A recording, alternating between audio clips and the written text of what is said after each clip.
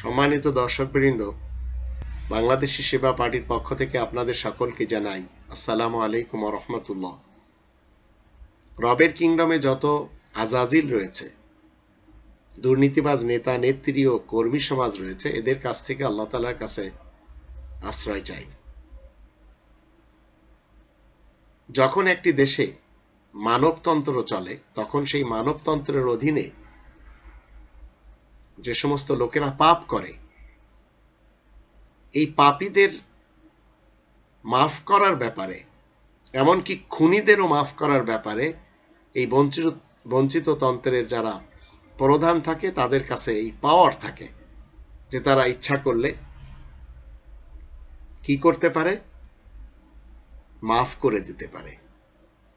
কোরআনের একটি আয়াত আমি আপনাদের সামনে তুলে ধরলে অবশ্যই তাতে আপনারা বুঝতে পারবেন যে আল্লাহ রাব্বুল আলামিন এই গণতন্ত্র, এই বঞ্চিত তন্ত্র, এই রাজতন্ত্র, এই যত তন্ত্র মন্ত্র ইজম রয়েছে, এগুলি পছন্দ করার নির্দেশ দিয়েছেন কিনা।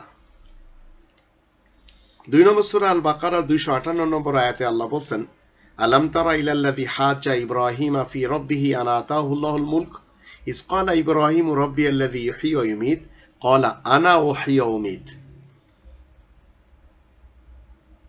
ক্বালা ইব্রাহিমু ফাইন্নাল্লাহা ইয়াতি বিশ-শামসি মিনাল মাশরিক ফাতি বিহা মিনাল মাগরিব ফাবুহিতাল্লাযী কাফার ওয়াল্লাহু লা ইয়াহদিল কওমাজ যালিমিন।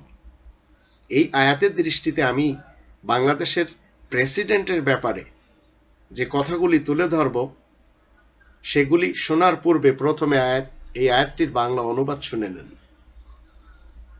তুমি একটু খেয়াল করো, যে লোকটা ইব্রাহিমের সাথে তার পালনকর্তার ব্যাপারে তর্ক করে, কারণ আল্লাহ তাকে রাজ্য দান করেছেন। ইব্রাহিম যখন বলে আমারই পালনকর্তা জীবন দান করেন আর মৃত্যু দেন, সে লোকটি বলে আমিও তো বাঁচিয়ে রাখি আর মেরেও ফেলি। ইব্রাহিম বলে আল্লাহ পূর্ব দিক থেকে সূর্য তোলেন, তুমি পশ্চিম দিক থেকে এনে দেখাও না। হতভম্ব হয় সেই কাফের। আল্লাহ জালিম সম্প্রদায়কে সুপথ দেখান না। এবার আসুন, আমাদের প্রেসিডেন্ট সাহেব কি করেছেন। প্রেসিডেন্ট সাহেব এমন কিছু কাজ করেছেন যেগুলি আমরা আপনাদের সামনে আমি তুলে ধরতে চাই, তখন আপনারা বুঝতে পারবেন যে এই প্রেসিডেন্ট কত বড় পাপী। ফরিদপুরের ভাঙ্গা উপজেলার যুবলীগের সাবেক সভাপতি আসলাম ফকির 2003 সালের 25 সেপ্টেম্বর একই ইউনিয়নের চেয়ারম্যান আলী মিয়াকে হত্যা করে।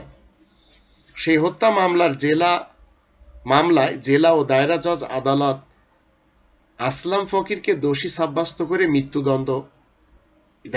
মৃত্যুদণ্ডের আদেশ দেয়। পরে হাইকোর্ট রায় বহাল রাখে।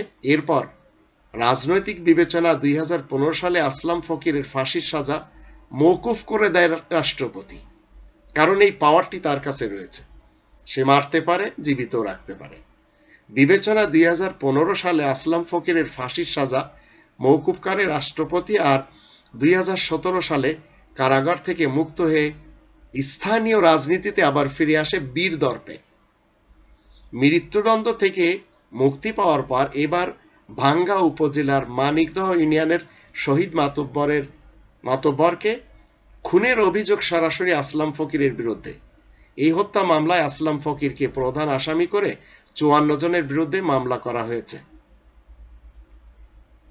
আসলাম ফকির যদি ফের পুনরায় খুনের সঙ্গে জড়িত থাকে, তাহলে এর দায় ফাঁসির আদেশ রাষ্ট্রপতি যাদের পরামর্শে মওকুফ করেছিলেন তাদের উপরে বর্তাবে। এটি বলছেন ঢাকা ইউনিভার্সিটির আইন বিভাগের অধ্যাপক আসিফ নজরুল সাহেব। তিনি শনিবার 25 এপ্রিল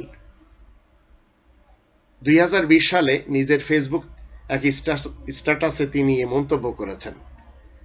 এখন আসুন, খুনের দায়ে ফাঁসির আদেশ হয়েছিল ফরিদপুর যুবলীগ নেতা আসলাম ফকিরের।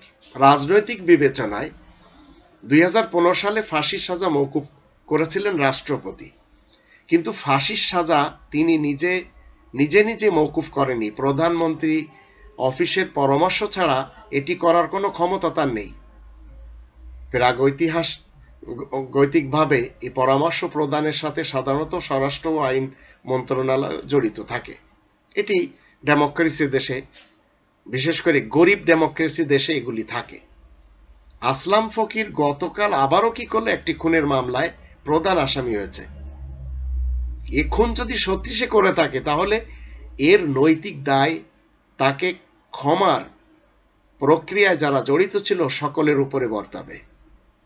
এত বড় একজন স্বভাবজাত অপরাধীকে ক্ষমা করাটা ছিল সাংবিধানিক ক্ষমতার অপব্যবহার, যেটি আমাদের দেশে করেছে, এর আগেও হয়েছে।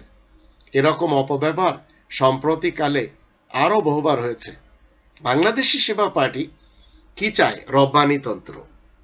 রব্বানিতন্ত্র কায়েম হলে মানুষ সবাই সুখ পায়।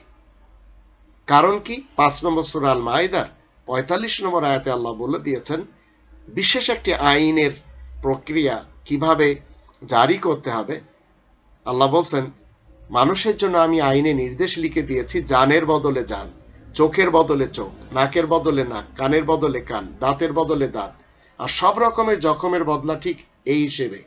কিন্তু যদি কেউ তা মাফ করে দেয় তবে সেটা তার জন্য কাফফারা হিসেবে গণ্য হয়। যে বিচারকের আল্লাহ তাআলা নাজিল করা বিধান মোতাবেক ফয়সালা করে না, এমন বিচারকদেরকে আল্লাহ বলছেন এমন ধারা বিচারকেরাই তো জালিম। আর এই জালিমদের কারণে রবের কিংডমে আযাবও আসে, যা আমরা 2020 সালের এই করোনা ভাইরাসের ইতিহাসেও দেখতে পাচ্ছি। কোরআনের দৃষ্টিতে জালিম শাসকদের কারণেও এই আযাব আল্লাহ তাআলার পক্ষ থেকে এসেছে। এখন চিন্তা করে দেখুন, বঞ্চিত তন্ত্রকে মানা উচিত না না মানা উচিত? যদি না মানা উচিত মনে করেন তাহলে আসুন সবাই মিলে রব্বানিতন্ত্র কায়েম করার লক্ষ্যে কাজ করি। আল্লাহ আমাদের সবারই সহায় হন।